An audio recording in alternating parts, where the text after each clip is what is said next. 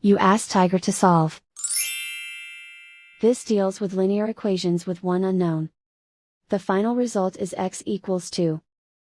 Let's solve it step by step. Group all x terms on the left side of the equation. Subtract 2x from both sides. Group like terms. Simplify the arithmetic. Group like terms. Simplify the arithmetic. Group all constants on the right side of the equation. Subtract 4 from both sides. Simplify the arithmetic.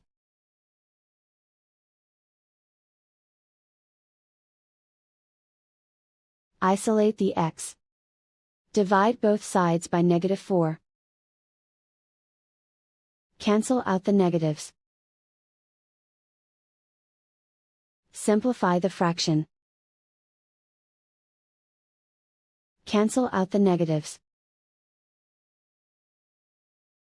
Find the greatest common factor of the numerator and denominator. Factor out and cancel the greatest common factor.